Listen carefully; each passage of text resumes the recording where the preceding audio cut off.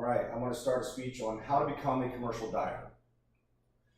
I myself am a commercial diver. I've been doing it for 12 years now.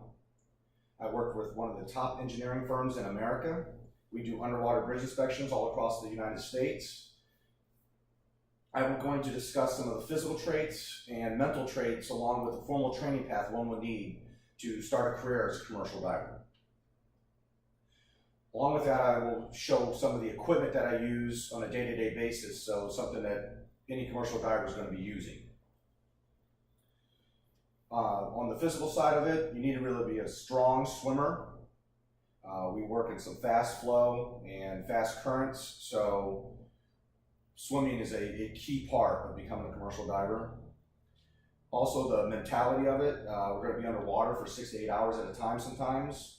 And you're going to be locked into a dive hat, and you're going to be in dark, small spaces under there. So you cannot be claustrophobic. You got to have the right mentality to be able to work underwater and not freak out and get scared and want to come back up. Also, you're going to need to start off with getting your scuba certification.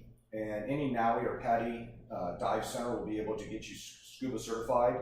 And the NAUI and PADI websites, they both say that to obtain a scuba certification, you're going to need 12 to 15 hours of classroom work along with pool training, and you'll do 2 open water dives. After completing that, you'll get a scuba certification and you can go and look for a commercial dive school.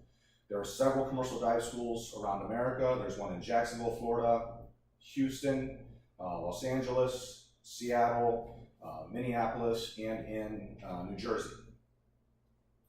All of the schools are going to have the same standards. ADCI sets the standards. ADCI stands for Association of Divers and Contractors International. And their consensus standards say that 625 hours of formal training needs to be done, and that's a split between classroom and in-water training. The training will consist of the classroom work of dive physics. It'll be dive medicine. It will be a lot of your seamanship, your knot tying and basic boating terms. Then once you get into the in-water training, you're going to have equipment maintenance, you're going to have boat maintenance, you're also going to do underwater welding, you're going to do underwater construction, and all the procedures that one will need to do to be able to work underwater. After schooling, you can start looking for jobs in the dive industry. There's jobs all across America in the dive industry, and they're always hiring. Some of the equipment that you will use would be a Kirby Morgan Superlight surface applied air helmet.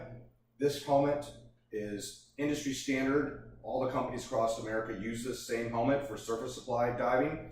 Surface applied diving is one where you don't have any tanks on your back. All the air is run from on shore, and you have an umbilical tied to you, and that's where your air will come into. Also, this is an AUGA mask. This is a full face scuba mask. This is what we use in commercial scuba operations. It's got push to talk, and it's got an earpiece here so you can hear. You can talk to other divers in the water, and you can also talk to the top side, whoever's dive supervising the dive.